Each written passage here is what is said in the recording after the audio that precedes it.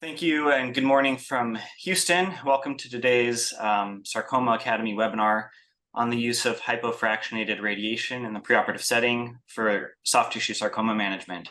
My name is Andrew Bishop, a radiation oncologist at MD Anderson, and I'm joined by esteemed colleagues from around the world to offer insights and perspectives on today's topic. I first want to thank Professor Bruno Fuchs and his entire team at the Swiss Sarcoma Network for inviting us to present today's webinar. We have 4 great talks organized for you today, to be followed by a panel discussion from some of today's thought leaders in the sarcoma world. The first speaker is Professor Martin Pruschy from the University of Zurich, who will be reviewing radiobiology concepts and how that relates to hypofractionation. I'll be the second speaker to review the literature on hypofractionated radiation in soft tissue sarcomas. Dr. David King, Professor of Orthopedic Oncology from the Medical College of Wisconsin, will be our third speaker to review cases and perspectives from the surgeon's point of view. And our fourth speaker will be Dr. Meena Bedi, Professor of Radiation Oncology from the Medical College of Wisconsin, to provide case-based insights from the radiation oncologist perspective. Thank you, everyone, for tuning in today. And with that, we'll begin today's webinar. Professor Pruschy, the screen is all yours. So thanks again for the kind introduction. And I think indeed will be my task to introduce you into the biological aspects of radiotherapy, of fractionated radiotherapy, and what does it mean to shift from a classic fractionated regimen, for example, 25 times 2 gray, to a hypofractionated regimen using higher doses per fraction. So for example, here 5 times 7 gray.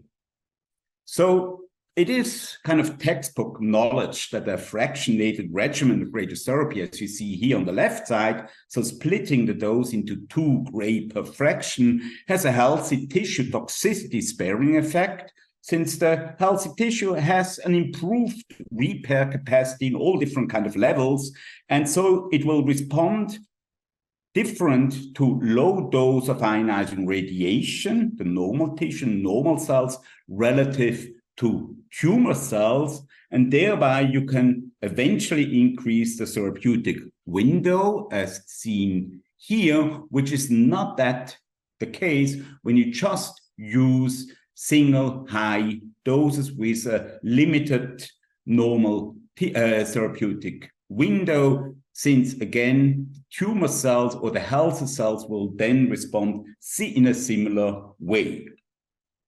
When we discuss radiation biology and different application, we have to keep always in mind which variables of radiotherapy do we actually modify, because all of them, so how much, where do we deposit energy, when, what is the regimen, and what to add, for example, as part of combined treatment modalities, because all of them will eventually affect the radiation response.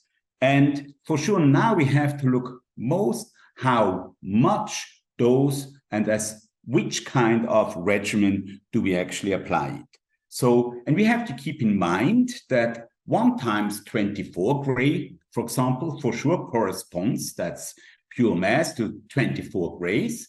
4 times 6 gray also corresponds to 24 grays, or 12 times 2 gray also corresponds to 24 grays. However, the physical dose does not correspond to the biological effective dose. So looking here at the survival in response to increasing doses of ionizing radiation, you see that the cells are relatively more radiation resistant to low doses than to higher doses. The relative response at low dose is not linear. It cannot be extrapolated to the processes induced at single high doses. So even if you increase just with the same increment, let's say of 2 gray, you induce different processes when you are in the area of high single doses of ionizing radiation relative to the first single dose of 2 gray. And so this is the reason when you plot that as survival curves with in vitro cell culture experiments, that is the reason that you see an initial bending of the survival curve. So there is more repair capacity in the normal tissue situation at low doses. And this is exploited by fractionated radiotherapy because you can repeat this initial bending. And so eventually you will increase the therapeutic window in contrast to a single fraction and in contrast to normal tissue where you don't have such a strong initial bending. The initial response in the tumor will also be almost linear, so you don't have this initial treatment resistance at low doses of ionizing radiation. So again, the physical dose does not correspond one-to-one to the biological effective dose. And we are used in radiation biology to use all different kind of formula. The LQ formalism is used, but I will not go at this level into more details. So these effects have been observed for a long time, maybe on the clinical level, or as shown here on the preclinical level, maybe on the normal tissue level. And so here you see increased integrity of the kidneys when irradiated either with 64 fractions of very low individual doses. You can go up to 70 grays to see a specific normal tissue toxicity or failure of the kidney. In contrast, when you just apply single high doses, you can only go up to 18 grays to achieve plus minus the same normal tissue toxicity with, in contrast to 64 times a very low dose. Here, you can go up to 70 grays of ionizing radiation. So this is on the normal tissue level, but you see that also in the tumor tissue, looking here at the vascular volume, here you can also see that you lose the vascular integrity much faster after a single high dose of 20 grays in contrast to 8 times 2.5 grays, where the vascular integrity, the vascular volume is not reduced that strongly in response to in contrast to a 1 times 20 gray dose. So why is it then at all an advantage to irradiate with a hypofractionated regimen? So from the biological point of view, and we'll come later on to talk about the clinical issues, why you want to go with a hypofractionated regimen. So looking first at the tumor, eventually we give a lower total dose of ionizing radiation, the physical dose. 5 times 7 gray only corresponds to 35 grays, in contrast to the fractionated regimen. So the answer is not that simple, and honestly, we do not understand it yet very much so on the molecular or cellular level. Presumably, we induce more damage. We induce more chromosomal aberrations within one large fraction. It is an exponential increase of chromosomal aberrations per cell with increasing doses, and this will then also lead to exponentially increased tumor cell deaths in comparison to a relative low dose being applied as part of fractionated irradiation. So this is one of the reasons why eventually we'll induce more chromosomal aberration, leading to exponentially more tumor cell killing. Furthermore, it is assumed that at high dose of irradiation in response to a single high-dose fraction, the classic repair machineries like non-homologous end joining and homologous recombination might become saturated at higher doses, thereby leading to more cell kill. And even furthermore, we assume that an additional repair machinery called alternative end joining will be activated, and this will though lead to further chromosomal instability because it is a repair machinery going along with many incorrect repair processes. Furthermore, we nowadays know that hypofractionation also stimulates immunogenic cell death. In contrast to a classic fractionated regimen of about 2 gray per fraction, so hypofractionation leads to a stimulation of immunogenic cell death, leading to a presentation of antigens at the within the dying cells. This will lead to stimulation or priming of T cells in the lymph nodes, then eventually homing of these primed T cells into the tumor and leading to additional indirect form of cell death in addition to the direct DNA damage-oriented cell death by ionizing radiation. So you have a combination of direct and indirect mechanisms, indirect mechanism, here the stimulation of the immune response, and this will further increase tumor control in response to hypofractionated treatment. However, we also have a disadvantage.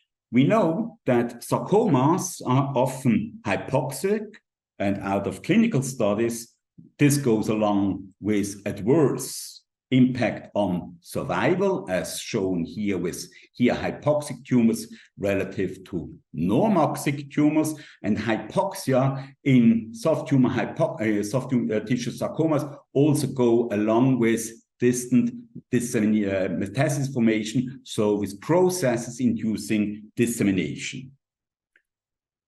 So we have indirect mechanism of hypoxia leading to a more aggressive phenotype of the tumor cells, leading to genomic instability, clone selection, dissemination, and so on.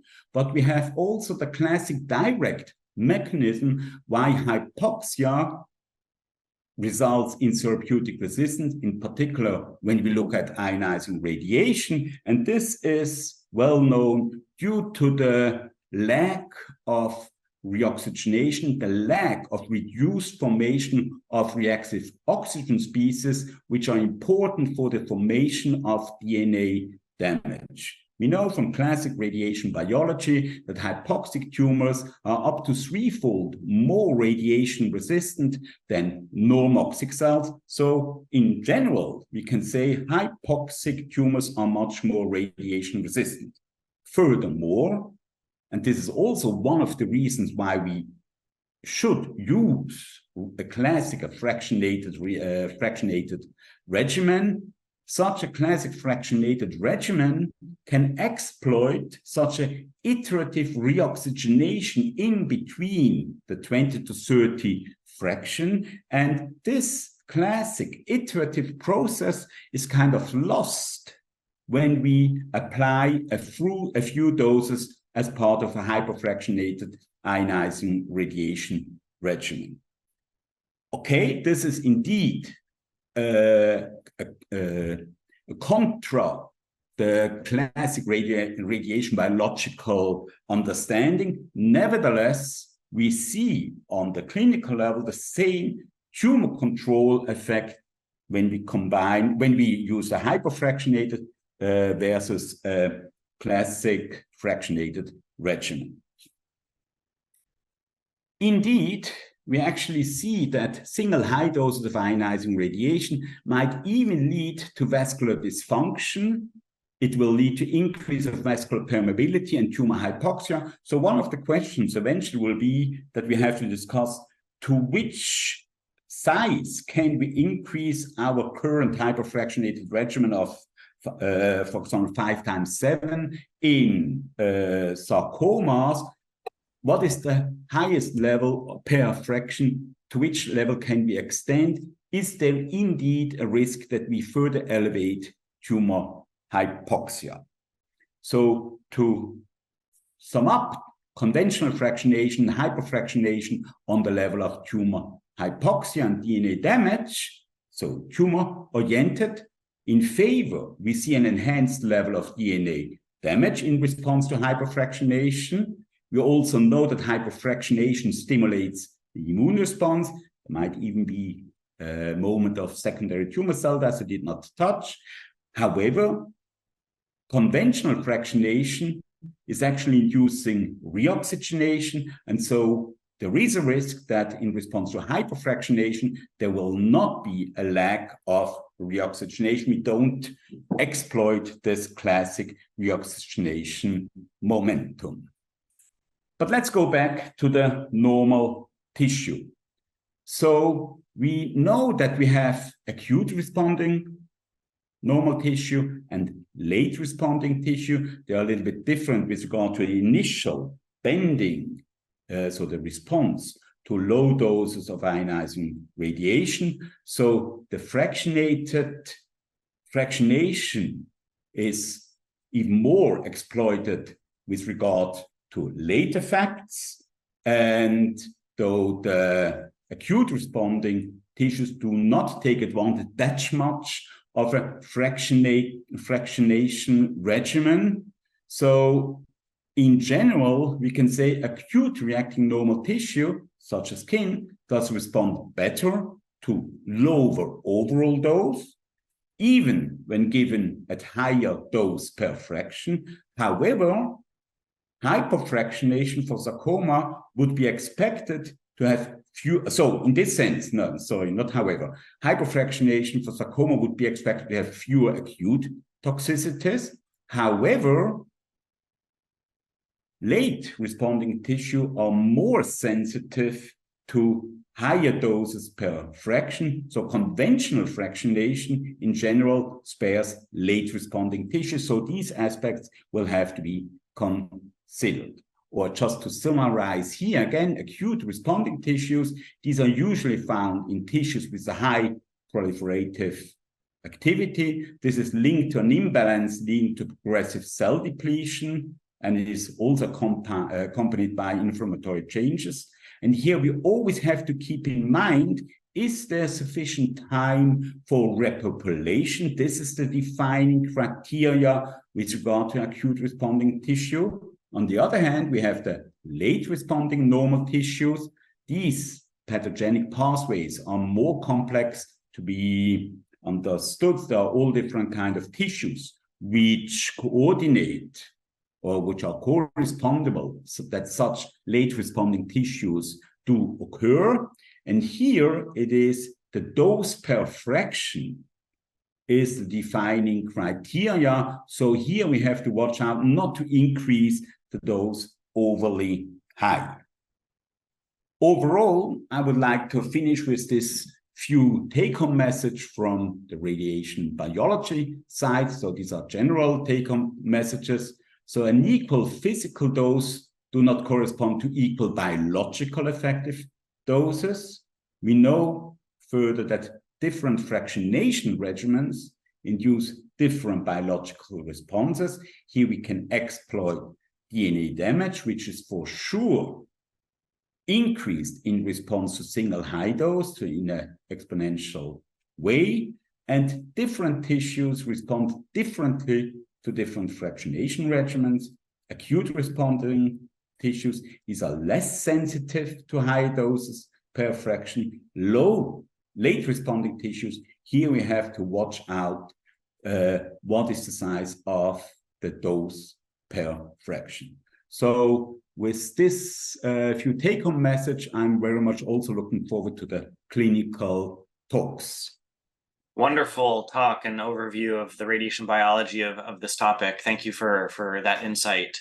For the second portion of today's talk, the learning objectives include to understand the historical context for radiation therapy and soft tissue sarcoma management, review the state of the clinical literature on hypofractionation, and hopefully by the end of today's webinar, the audience will be better able to counsel patients on what the role of hypofractionated radiation should or should not be in the management of soft tissue sarcomas. So it goes without saying that surgery certainly is the mainstay of management in the treatment of soft tissue sarcomas. However, as we all know, oftentimes many of our patients are receiving a combined modality approach, which incorporates radiation, often in the preoperative setting. In the field of radiation oncology in general, there's been a move towards a shorter, kind of more convenient, more cost-effective courses of radiation with fairly broad adoption of hypofractionated radiation therapy across many cancer types. However, there's been slower adoption for hypofractionation in rare tumors, largely limited based on the data. If we take a step back and look at the historical context from how radiation kind of got ingrained in the management of soft tissue sarcomas, we have to go back to the mid 1970s. Here you can see our two studies listed, both published in 1975. On the left is a retrospective study that reported on patients with primary or recurrent sarcomas who received radiation as part of their treatment. The outcomes showed reasonable local control, which was best in patients receiving both surgery and radiation, with local control around 90%. A second study reported the same year was a more select, kind of less heterogeneous cohort of patients that indicated that limb preservation was possible with reasonable local control for patients receiving surgery and post-operative radiation therapy. These historical observations really set up the next 2.5 decades worth of prospective randomized trials that we all are quite familiar with, but I wanted to briefly review here today. The first is the NCI trial that accrued 43 patients between 1975 and 1981 and was published in 1982, which really proved that limb-sparing surgery with the addition of radiation was equivalent to amputation. And this shifted that paradigm away from the more aggressive, more morbid amputations and moved the field towards a limb-sparing approach. The next two studies evaluated whether or not a combined modality approach was equivalent or better compared to a limb-sparing surgery alone. And these two studies accrued patients from the early 80s to the early 90s, and both were reported out kind of in the mid-1990s. And both showed that the addition of radiation improved local control. And then finally, we had the NCI Canadian study that evaluated the sequencing of radiation in relationship to surgery and was reported out in 2002.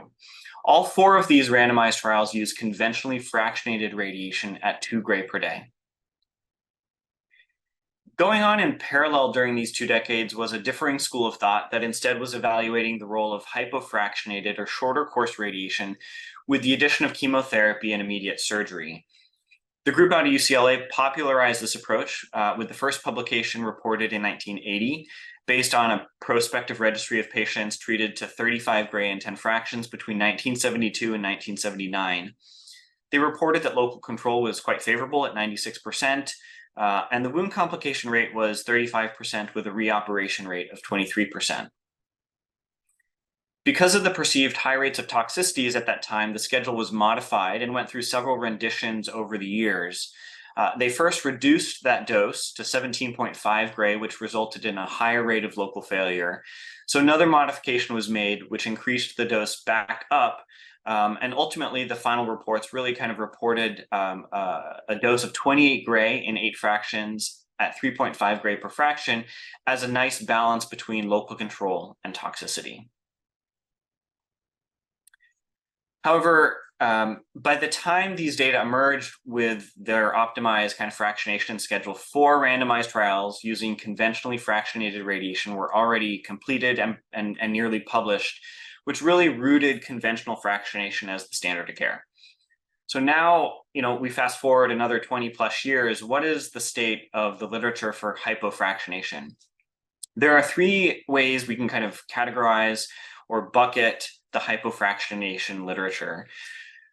First, we have the concurrent chemotherapy and hypofractionated approach as established by the UCLA group, where you can see that most of the data comes from the early 2000s with a recent uptick in several more modern series.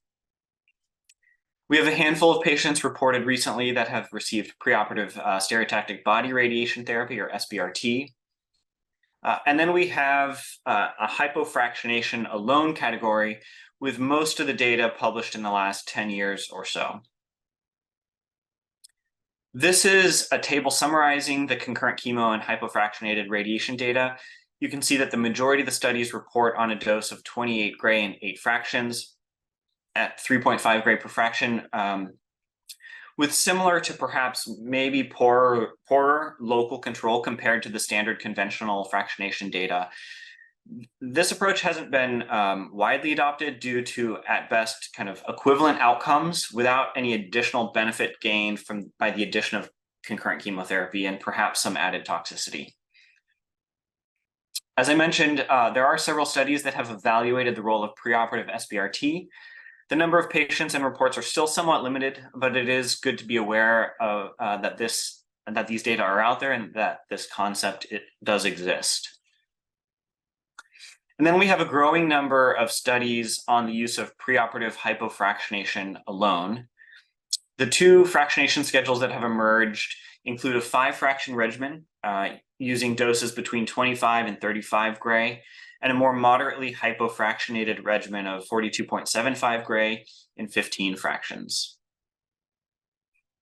I'll use the next couple of slides to focus on kind of these 4 prospective studies that I've highlighted here to take a closer look at the data. But before we look at those, for some context to understand what we're comparing them to, we have the NCI Canadian randomized trial evaluating pre versus post-operative radiation with a primary endpoint of wound complications within 120 days of surgery. For those patients randomized to the preoperative radiation arm, the wound complication rate was 35% with a 16% reoperation rate. Local control was quite favorable, as you can see in the Kaplan-Meier curve posted here. And late toxicities, while lower in incidence than the postoperative radiation arm, were still real with reported consequences of fibrosis, edema, and joint stiffness. So moving on to the hypofractionated prospective studies, the first reported was from the Polish group back in 2014 on a large cohort who received 25 gray and 5 daily fractions, followed by immediate surgery. The local control was a bit lower than conventionally fractionated radiation, than the conventionally fractionated data, which I think gave some people some pause at first on the use of hypofractionation. They've since updated their report, published back in 2021, with a 5-year local recurrence-free survival of 81% and a wound complication rate of 31%. This study does have the longest median follow-up of all the prospective hypofractionated alone studies, which helps inform some of the late toxicity questions. They reported a 9% toxicity rate with the more common issues of lymphedema or a low risk of fracture. In the context of the standard conventional fractionation, these rates are relatively low in terms of late toxicity, likely related to the lower biologic equivalent doses used. A concern is that we may see some increased toxicity with the other studies because of those higher doses that are used in the subsequent studies that we'll review now. Dr. Kalbasi, who will be participating in the panel discussion shortly later in the webinar, he and his colleagues out of UCLA published their phase 2 study using 30 gray and 5 daily fractions, followed by surgery 2 to 6 weeks later.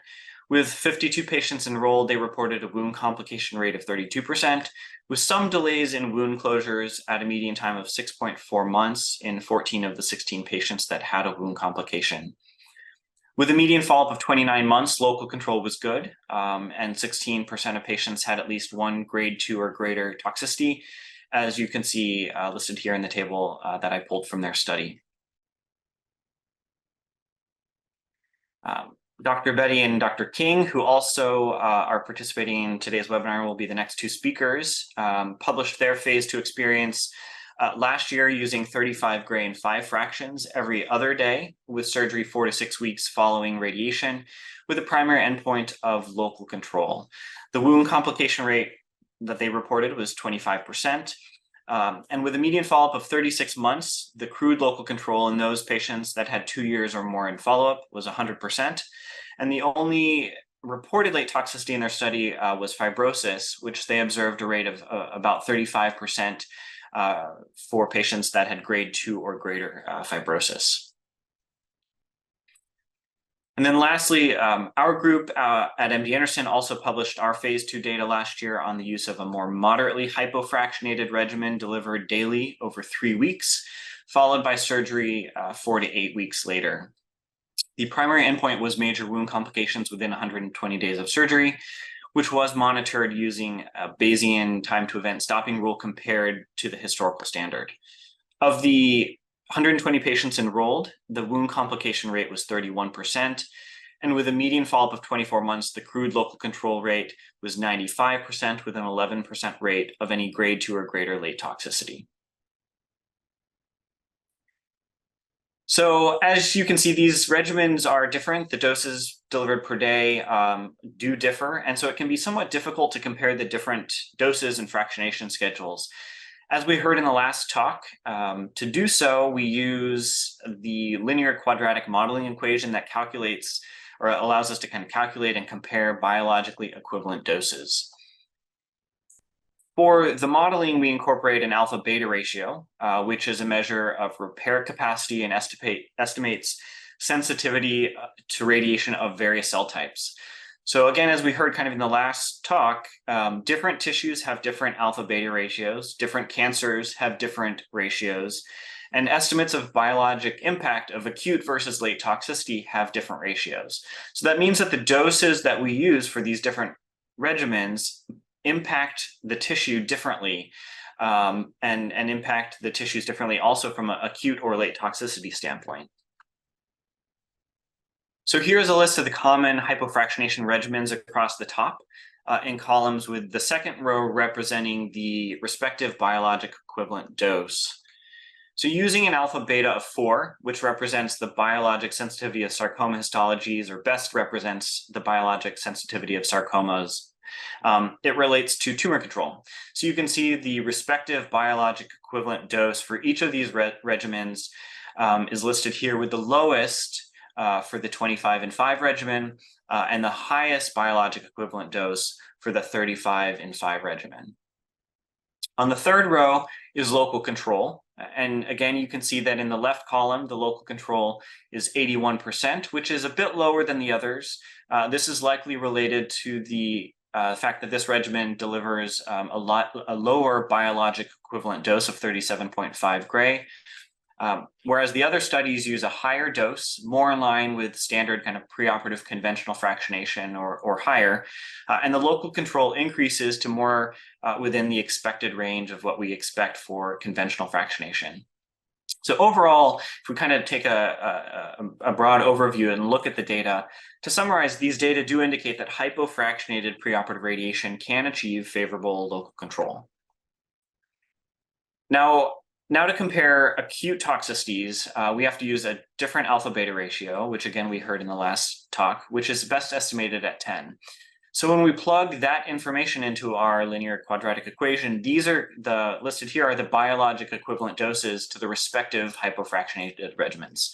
And you can see that the spread of these doses is less, or the doses are more similar than what we saw with tumor control, because the alpha-beta ratio changed to 10.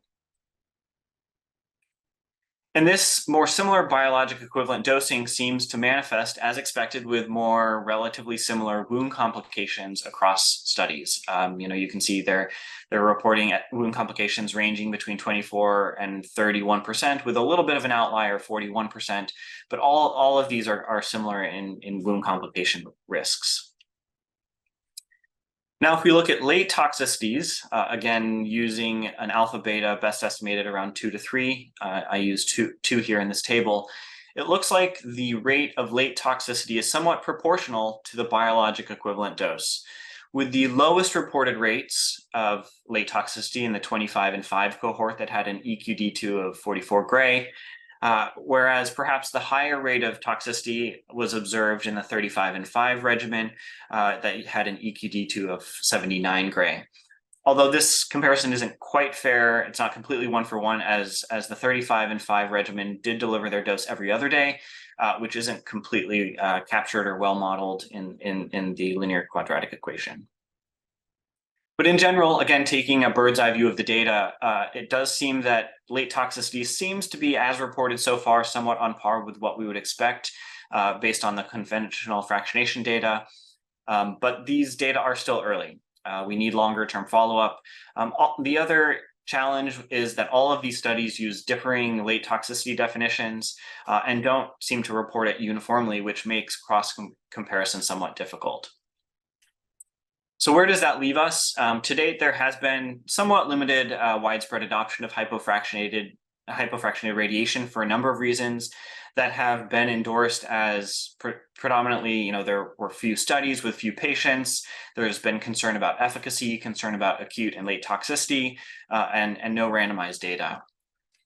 As we've seen in the last 2 to 3 years, there are mounting data with more patients, longer follow-up, which are dispelling some of these concerns that have been touted. Yet we still need better late toxicity data to really truly understand the impact these hypofractionated regimens are having on tissues in the long term. And we still do not have randomized data comparing any of these regimens to the standard conventional fractionation. So in conclusion, higher quality data have emerged that supports the safety and early efficacy of preoperative hypofractionated radiation alone, followed by surgery. Conventional fractionation does remain the standard of care. However, I think there is some consideration that can be given for alternative preoperative radiation regimens using the available data with appropriate patient counseling. And certainly randomized data are still needed. So with that, we will move on to the next speaker to review some of the surgical perspectives that we think about in terms of hypofractionated radiation. Great. All right. Thank you. Really appreciate the opportunity to give my surgeon's perspective on this esteemed group. Terrific talks to start here. It made me very happy that I chose orthopedic oncology as opposed to radiation oncology. But anyway, so from our standpoint, or from my standpoint, as we've developed our approach to soft tissue sarcomas, the main thing that we've been wanting to focus on is primarily limb salvage and then decreasing local recurrence rate. We were perfectly willing to accept a higher wound complication rate and figured that could be managed and would be less of sort of an emotional issue and burden for a patient rather than having a local recurrence or losing their limb. So I've noticed closures. So let's first touch on preoperative radiation advantages in general. I think the data would support that there's a decreased local recurrence rate. I think that you are able to provide a higher rate of limb salvage and to preserve neurovascular structures. There's certainly data that would support that you can get a very close surgical margin, less than 1 millimeter, if you've got preoperative radiation, which allows you to do epineurolysis and things like that can maintain function. And those are things that are very challenging to measure in outcome studies, right? If you can save a portion of a muscle, save a vessel, save a nerve, most of our studies don't do a good job appreciating that. Our measures of functional outcomes are challenging, and it's also a very heterogeneous. Every tumor is somewhere different, so it makes it hard to standardize that. These are some of the smaller things. So when I plan a surgery, I have a certain MRI protocol that I utilize, and a lot of the patients that get referred in from the outside do not have the images that I want. They don't have the T1 axials that allow me to really precisely plan a surgery. So pre-op radiation allows me to give the radiation, or Dr. Bedi to give the radiation, and then us to get the kind of imaging that we want following that allows me to specifically plan for the surgery. Gives me time for surgical planning, particularly for larger multidisciplinary cases that are going to involve plastic surgery, vascular surgery, maybe surgical oncology. I think it provides the patient increased time to arrange for family support if they want to bring in their daughter or something from out of town to help, that type of thing, and for work coverage. The studies would show that there's really not a significant difference in the rate of development of metastatic disease, which is obviously a primary concern of your patient and usually needs to be addressed waiting to get the tumor out. think we can all acknowledge that patients just want to get the tumor out as soon as possible. So that is a emotional challenge to sort of deal with that.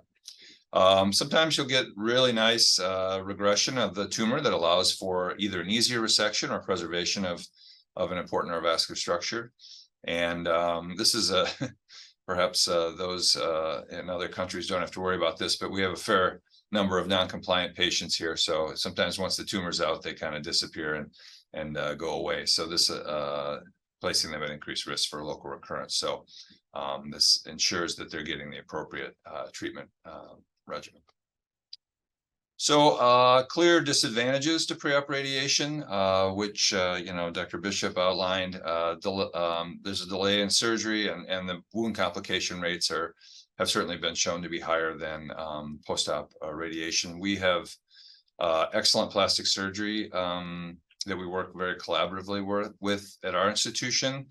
So we do a lot of flaps, rotational and free flaps, which allows us to kind of mitigate some of those problems that arise. We also sort of do flaps up front.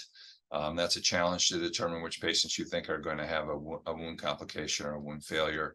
And we can certainly discuss kind of the high risk patient maybe as we talk about a couple of these cases. And then certainly like I mentioned earlier, the delay to surgery is a challenge for everyone from an emotional standpoint. Now, on to hypofractionation. There's additional advantages to hypofractionation. For a patient, it obviously decreases the overall package time of their care, which everyone is happy about. And then it allows for easier, better convenience, less time, and less travel typically. Many of our patients are referred as a tertiary center from afar. Certainly that would be the case for many of you on this call. And instead of a patient getting local radiation, maybe 3 or 4 hours away by someone who's not a sarcoma specialist, this allows for us to get care from a sarcoma radiation oncologist with exceptional sort of experience and skill at that. So I think it improves the overall care in general.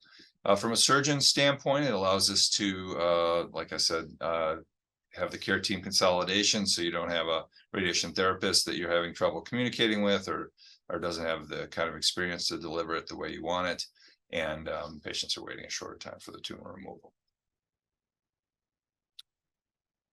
Dr. Bishop covered most of this information in his excellent presentation, but there's several phase 2 trials demonstrating efficacy.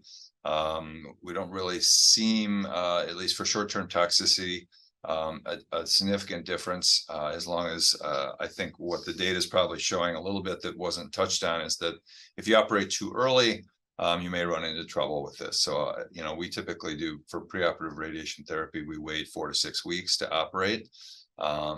After the completion, I think some of the data that's coming out that operates either immediately or within a couple weeks is starting to demonstrate increased acute toxicities and wound complications. No demonstrated increase in risk of local recurrence. And as far as what I experience as a surgeon, I really feel like there's not much of a difference between the hypofractionated and the standard fractionated preoperative radiation as far as what I find surgically is tissue quality, bleeding, need for drains, those kind of things. And then the post-treatment toxicities are something that frankly is difficult to measure and compare between studies. As far as edema, and I think almost has more to do with, especially with the small numbers that we're dealing with in these studies. If you have a high incidence of medial thigh tumors, for instance, you're going to have a higher lymphedema rate, probably regardless of the treatment regimen. And I think our wound complication rates are similar to conventional pre-op radiation therapy. And fibrosis remains a challenge. My personal feeling is that fibrosis has more to do with the genetic makeup or intrinsic to the patient than it is to our treatment regimen. because you can do the same treatment regimen to two different patients with similar tumors and get vastly different results as far as fibrosis and late toxicities. So I'll just demonstrate a couple cases. And this is a 57-year-old gentleman who had a large high-grade sarcoma of the thigh. We elected to do pre-op hypofractionated radiation therapy. He got 35 gray and 5 fractions. We waited sort of our standard amount of time before we operated on him. This is his post-radiation images, which show decrease in the size of it a bit. There's some more necrosis. Now, this particular case, we weren't really planning on trying to save anything more. This is in the vastus intermedius. What's important for pre-op here is that we're going to do periosteal stripping, and I think that narrow margin on the periosteum of the bone, the pre-op radiation allows us to feel a little bit better about that margin. Now, this is a patient where it was a challenge to determine whether to put a prophylactic nail in, given the amount of periosteal stripping that was going to occur. But he has done well. He's 3.5 years out. No wound complications at all. Did extremely well. No fibrosis. It almost looks like a normal thigh. And his function is exceptional. He's back to doing every activity, and it's done really well. He's got a persistent seroma, and you can see kind of the area that we stripped the periosteum, but there's no edema in the bone. He's really had no reaction to that. Now, the second patient's different, probably a healthier, more active guy. To be honest, he's a 53-year-old, big, larger tumor, not close to bone, but certainly a considerable size to it. Elected to do pre-op kind of close to the sciatic nerve as well, which was one of the reasons we wanted to pre-op him, although he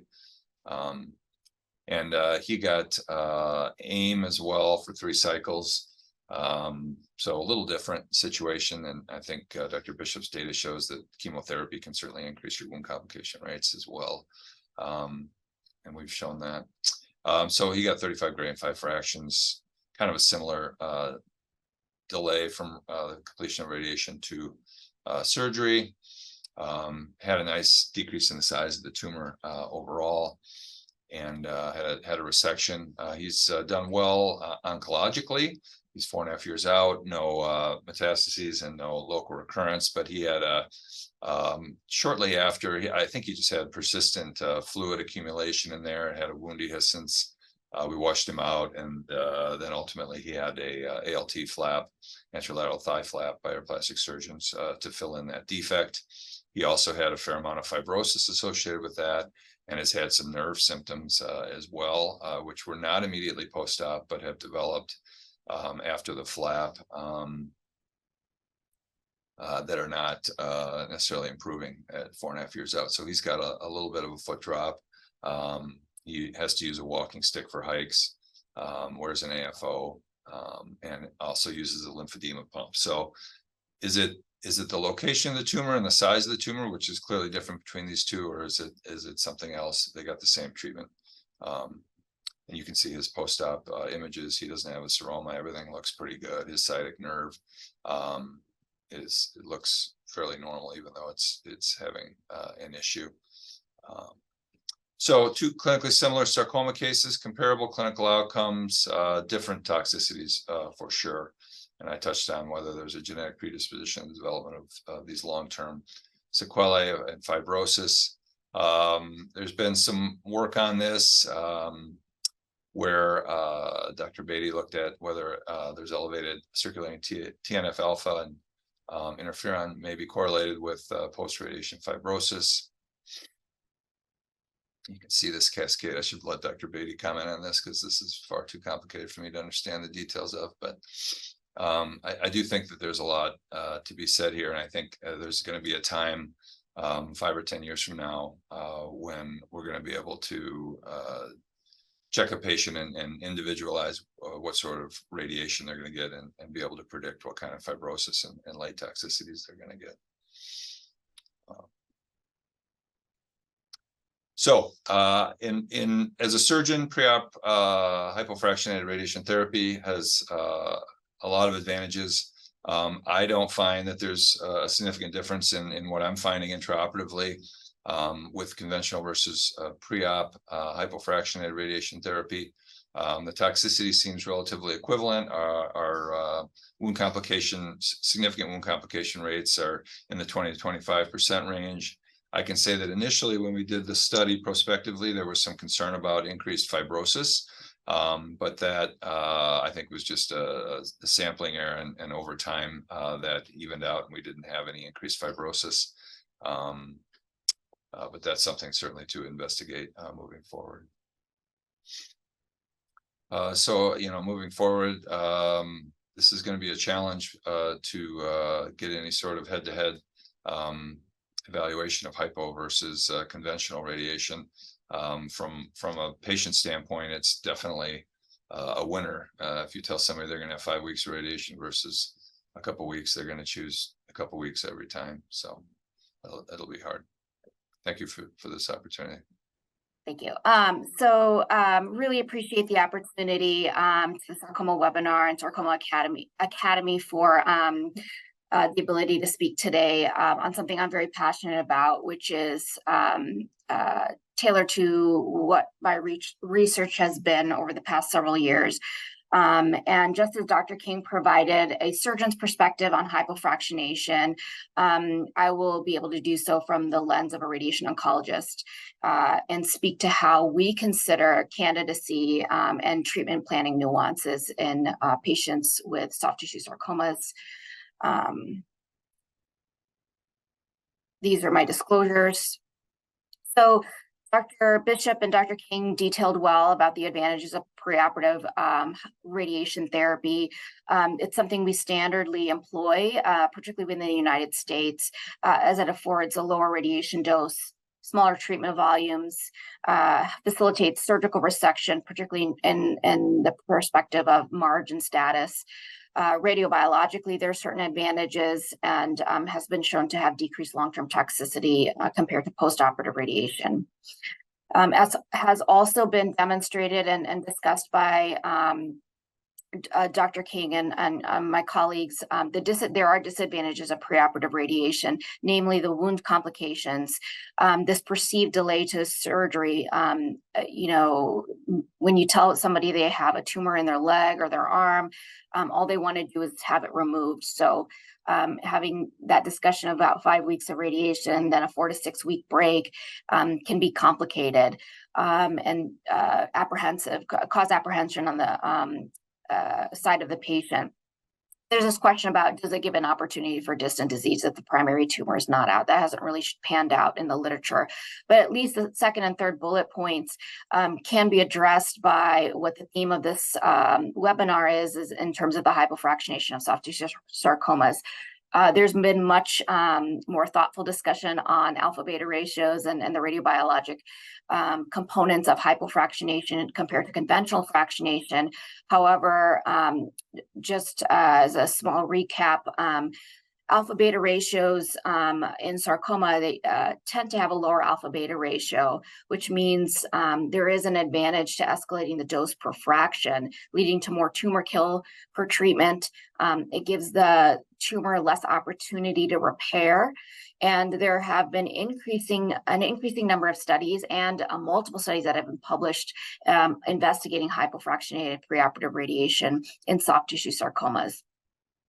Beyond those advantages in terms of radiobiology, there are also other advantages in the era of COVID-19 that leads to the hypofractionation scheme leads to decreased hospital exposures for our patient population who are oftentimes immunocompromised, avoids this perceived treatment delay to surgery. In the United States, it's not as similar as it is in Europe or Canada, where there are a few radiation oncology high volume centers. In the US, there are facilities at each corner of the street. And so this helps facilitate the patient to come to a high volume center, receive their radiation therapy by a sarcoma provider who understands the nuances and can really take into consideration the and tailor treatment accordingly. There are also these implicit costs with radiation, the opportunity cost of, the travel time, work, time away from family. All of those play into this 5 weeks of radiation that's been conventionally delivered and standard of care currently. So Dr. Bishop alluded to this. What's it going to take for us to have hypofractionation and become standard of care? It's been slow to adopt within the United States. Dr. Kalbasi and his colleagues in 2021 published this really great paper on what would it take for sarcoma providers to routinely adopt hypofractionated preoperative radiation, and the overwhelming majority of providers said it was local control. So local control was the most important thing that they felt had to be very similar to conventionally fractionated radiation therapy, along with late complications and acute toxicity with wound complications. But as many of my colleagues have mentioned, there's been this is just a handful of the data, but there's a much more abundant data on hypofractionated preoperative radiation therapy that's been prospectively examined in phase 2 trials, showing excellent rates of local control, low rates of or comparable rates of wound complications to standard fractionation. So when I consider hypofractionation in my patient population, I want to take into consideration this data. How robust is it? What's the toxicity? What is the patient population? I want to know, in terms of the toxicity, what's the acute toxicity, long-term toxicity? Is there enough follow-up for assessment of long-term toxicity, as well as functional outcomes? And the best way I can detail how I consider the candidacy for hypofractionation is through case discussion. So I'm going to go over 2 cases where hypofractionation was administered, but 2 very different outcomes that were not expected were seen. The first case was a 57-year-old female. She had a stage 3 myxoid liposarcoma of the left buttock, had a high round cell component, 6.5 centimeters in greatest dimension. She had neoadjuvant chemotherapy, which decreased the size of the tumor to some degree, but then underwent preoperative hypofractionated radiation therapy under a phase 2 clinical trial to 35 gray and 5 fractions. About a month later, she underwent surgery. In this setting, we employed a 3D conformal technique. Insurance did not cover IMRT, but we achieved a very good plan using 3D conformal radiation, achieved constraints well below the wish list levels. And post-radiation, she had a dramatic improvement in her tumor. It had gone down to 2.8 centimeters. Pathologically, what was seen once resection was performed was that there was a residual focus of sarcoma, but much more extensive stromal hyalinization, so more fibrosis in 90% of the tumor. And her outcomes were from an oncologic standpoint, were very good. No evidence of disease distantly or locally at 6 years, but she had several complications. Postoperative infection that required INDs. She had grade 2 fibrosis, sciatic nerve neuropathy that developed over the years, but functionally she still was doing very well. So, this is kind of a challenging case. It was a very small tumor. It was a relatively small radiation field. It's not near the joints. I would never have thought that this would lead to any meaningful complications. And this is in contrast to our second patient that we employed hypofractionation on, who was 36, had stage 3B myxofibrosarcoma of the right posterior knee, had, and you can see it's in a precarious location, particularly with the joint being anterior to the tumor. And in this setting, the patient also received pre-op or neoadjuvant chemotherapy, didn't have much of a change from a size perspective, then underwent pre-op hypofractionated radiation under the clinical trial of 35 gray and 5 fractions, a little bit longer time frame to surgery, but not much, just about 10 days longer. Again, this was a 3D conformal technique, and one thing that I was concerned about was this dose buildup in the popliteal fossa, given the tissue gradient and the thickness being less in that area, that might cause fibrosis as time went on. But RT didn't have a significant change in the volume of the tumor and the size of the tumor, but you can see there is much less enhancement. The tumor's kind of flattened out, and less heterogeneity compared to the original MRI. Pathologically, at the time of resection, we found that there was just a microscopic focus of residual sarcoma, similar to case 1. Similar to case 1, we also saw a high level of hyalinization or fibrosis. But unlike case 1, there was more complications. So similar oncologic outcomes, no evidence of distant or locally recurrent disease, but there was no complications in terms of wounds, seroma formations. Grade 1 fibrosis is really minimal, and function was similar to case 1. It still was very high level of functioning.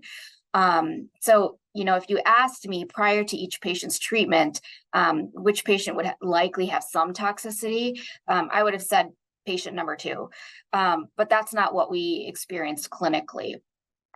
And so when I take into consideration who I think would be an ideal candidate for hypofractionation, I still think about these clinical factors, but take it sort of with a grain of salt. Each case is unique, and the protoplasm of our patients is likely plays into the functional and toxicity outcomes. So it's not only the clinical considerations I take into play with the acute toxicity. What do I think their likelihood of developing a wound complication is? Seroma formation. Does that seroma persist long term such that they need drainage periodically? What's the fibrosis and functionality? And then social implications. We talked about these implicit costs earlier, but that I use these clinical considerations to bucket somewhat my patient population in ideal and less than ideal candidates. It's not that I won't treat or provide hypofractionation in less than ideal patients, but I do counsel them heavily given certain factors. So ideally, tumors are small. And when I talk about small tumors, I think less than 20 centimeters. So that's definitely not small, but I think the larger the tumor we have, the more tissue separation, particularly which we complicated in the 3D setting. And we see that in the breast literature when they even moderately hypofractionate, tissue separation plays into complications. And that a lot of that has to do with the dose heterogeneity within the tumor volume.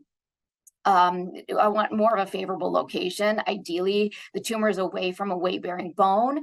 But a lot of times, as Dr. King had mentioned, we do have tumors that are wrapping around the femur or any type of weight-bearing bone. And at that point, I have these thoughtful conversations with our surgeons and our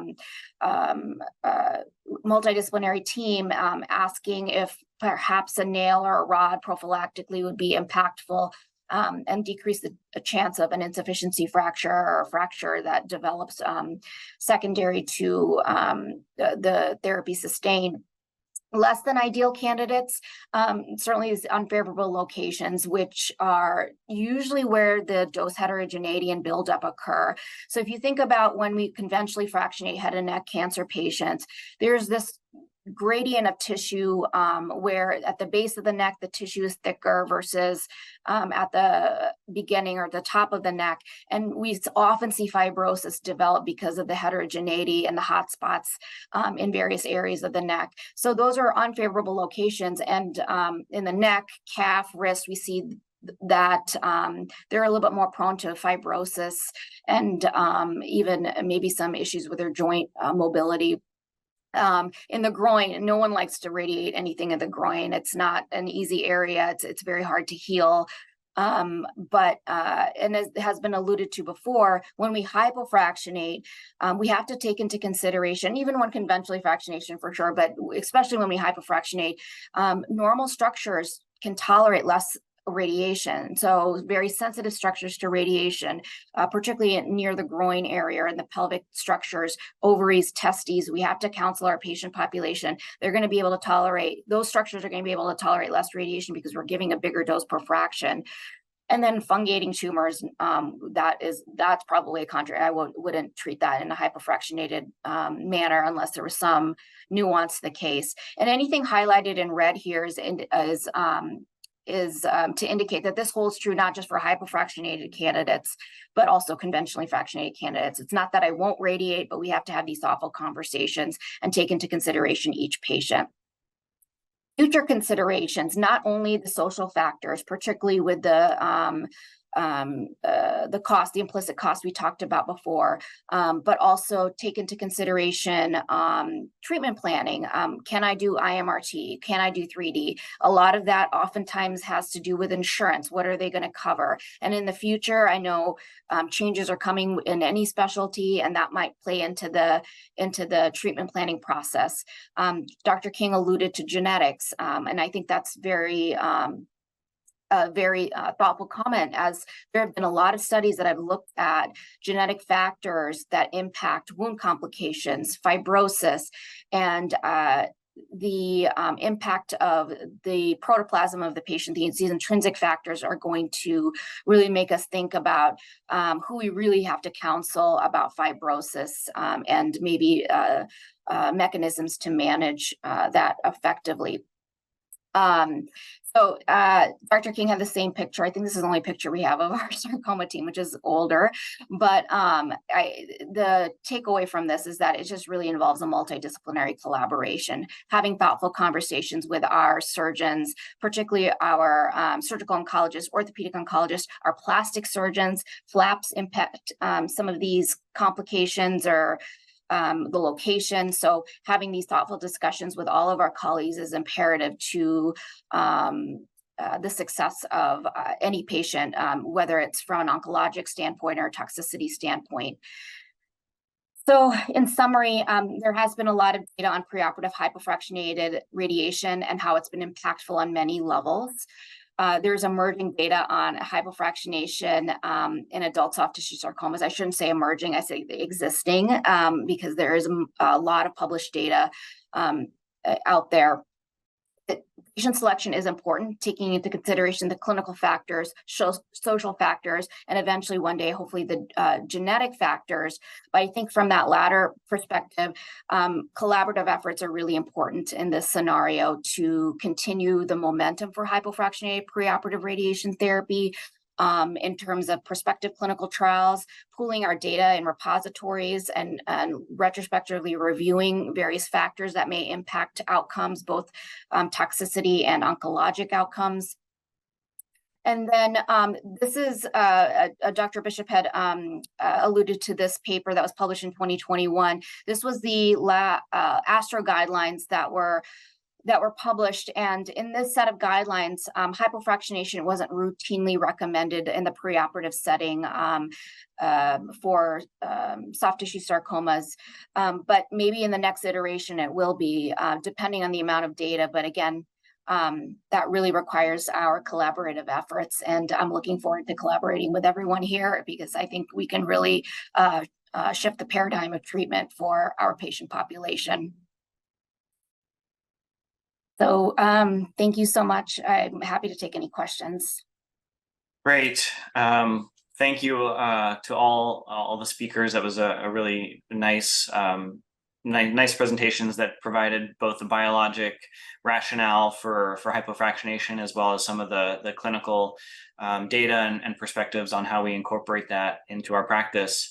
You know, we have a room full of experts from across disciplines and across the world with differing perspectives. So I think it would be great to have a little bit of time to address some of the questions from the audience and have a little bit of a dialogue as to how people are or are not incorporating this and these you know, hypofractionation into their own practice.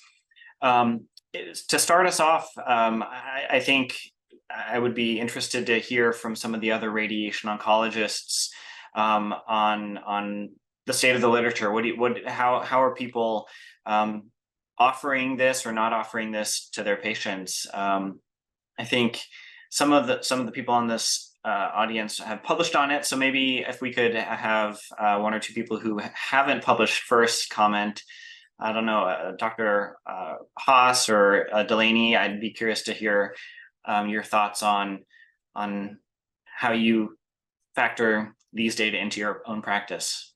Well, then I perhaps may continue. I'm a believer. I'm a believer in hypofractionation for sarcomas. We have done some cellular investigations looking whether there's any biological ground to assume a lower alpha beta ratio, knowing that cellular data are no reason to be translated into clinical practice, but it is a first hint into are we moving into the right direction.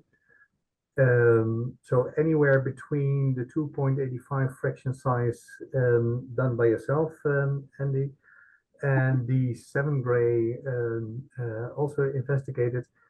Currently, we are in the Netherlands randomizing the standard 25 times 2 gray versus 14 times 3, which in my vision, 14 times 3 is exactly the same as 15 times 2.85. It's just a matter of calculation, how you look at it. The study is accruing well. We have 74 randomizations now in 1 year. We are heading towards our first interim analysis, and I hope to present some data shortly in any of the coming ESMO and CTOS meetings. Currently, we don't have the data yet. Thanks. Dr. Kobasi, how about yourself? You want to comment? Are you offering hypofractionation off study to your patients? Thanks, Andrew, and thanks. It's great to be here with everyone. I think that's a great question. I have not. And I am pretty strict about it as a matter of principle, because I think we still have a lot to learn. These have been single institution studies with very experienced surgeons who involved complicated procedures with their plastic surgical teams. These are centers where radiation oncologists are treating dozens of sarcoma patients a year. And if I start to treat these off trial, then the community practice radiation oncologists will likely want to do that as well. And I think that's where we can potentially run into problems where people are not doing this on a routine basis. So I think we need to show that this is generalizable. How we do that is, I think, a little bit of a challenge. I know there are some efforts to discuss a randomized study or open a randomized study. I think your center, Andrew, is probably well situated in some of the other big centers where we could do this quickly. My concern about a randomized trial would be that it would take 5 to 10 years, and we would end up in a situation like Strauss, where we spend 5 or 10 years and a lot of resources doing a randomized trial, and at the end, it is not really practice changing because it's interpreted however the clinicians want it's interpreted to begin with. And so, yeah, so I think if it can be done swiftly, and I think with your recent hypofractionated study at MD Anderson, where you guys enrolled 120 patients in 2 years, if we could do something like that at that pace within 1 or 2 years at 2 or 3 large centers and get an answer and move on, that's great. But if it's going to be a trial that takes 5 or 10 years, I think at that point there will be so many community practice folks doing this that we may have missed the boat. Yeah, excellent point. Before we go to some of the questions that people have asked in the chat, I was hoping to get Matus's opinion on the use of hypofractionation, and are there any planning considerations that you use when thinking about designing your radiation plan and kind of nearby organs at risk? Yeah, we almost always use planning MR at first to accurately delineate the tumor and organs in the risk, mostly bones, joints, and the case of the neighborhood of organs risk pelvis, also perineum, rectum. That's all doses from conventional fractionation to our hypofractionation regimen, or we use doses proposed by Timmerman in his last publication, but for example, for block bones, they are not available. Right, And thanks. yeah, and our experience is relatively mostly the same like the case of conventional fractionation, in the case of planning. Thanks. One of the questions from the audience that, we saw from these studies, there's a wide range of the timing for surgery. Some was immediate surgery, some was 2 to 6 weeks, some was 4 to 8 weeks. I'm curious from the surgical perspective, and have you all had any experiences where you've waited too long, or you felt like the window has been too short, where you've run into problems, from a surgical perspective in taking out that tumor? I don't know if who wants to take that question. Maybe I can go as a surgeon, so Piotr here. So from our perspective, of course, we started generally from the short break, so we operated immediately, but now we want to have more responses to preoperative radiotherapy. This is one of the reasons. And second, we feel that we have a time to see the acute reaction of the skin, because sometimes it's really unpredictable. So this is first reason why we now operate usually after 6 weeks. For myxoid liposarcomas, thank you for this really excellent and very practical talks. But for myxoid liposarcomas, our strategy is that usually even lower doses of preoperative hypofractionated radiotherapy are enough, and we have in our relatively large series 0 local relapses. That's true. Of course, the approaches are different for myxoid lipo, low grade and high grade, because for high grade we also adding chemotherapy because of the higher risk of distance meds.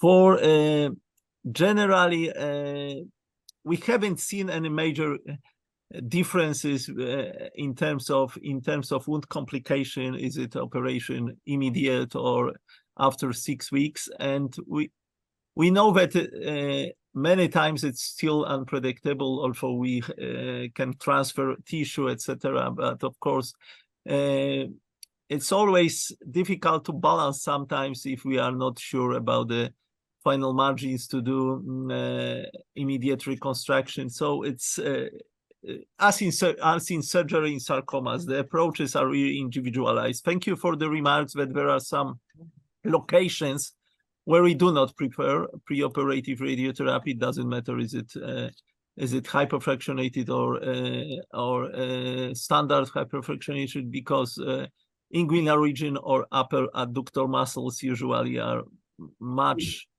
more sensitive to wound complications, and in these locations, except the situation or really borderline resectable tumors, when we have no no chance to get the good surgery without any preoperative treatment. We prefer post-operative radiotherapy in this location. But in others, we are very enthusiastic on preoperative radiotherapy and hypofractionation, and we have different schedules. And what I have to say that of course we haven't randomized trial, but it's very important that it should be done in a prospective way with bioethical committee approval and collected this data, because in other way you haven't any own control, and you don't know is it worth to do it further or change the strategy, etc. So this is let's say my advice.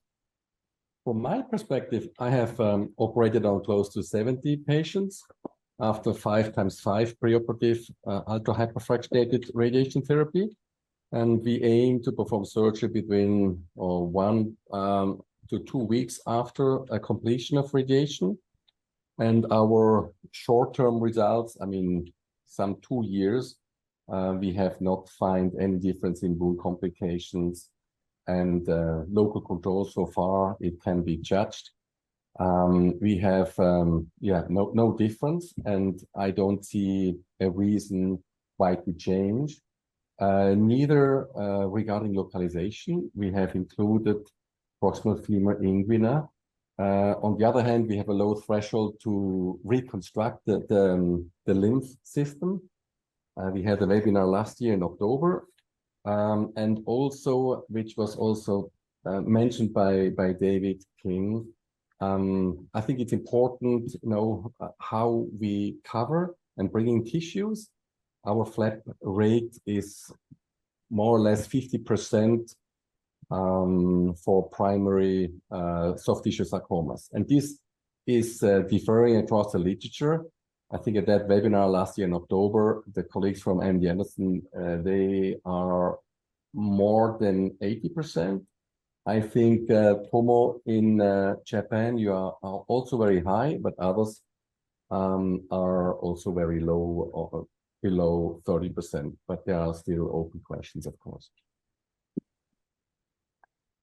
See a couple hands raised. Maybe if we could hear from Dr. Zilli first, since we haven't had a chance to hear from him. Yeah, thank you so much. So I have just a question for the panel. So for rectal cancer, we move clearly from the short and very immediate surgery up to 6 and then up to 12 weeks after the radiotherapy. So do you see a potential to extend the timeline of the surgery beyond the 6-8 weeks after, using, of course, state-of-the-art VMAT techniques, flap sparing? So we have also these possibilities to do so. Which is your feeling as radiation oncologists and surgeons, of course? Yeah, excellent question and very timely. I'll let others chime in. I think it's a balance. I do think we start to see more pathologic and radiographic responses the longer we wait, but we also start to have to worry about some of the fibrosis that potentially kicks in, and that could potentially complicate the surgical resections.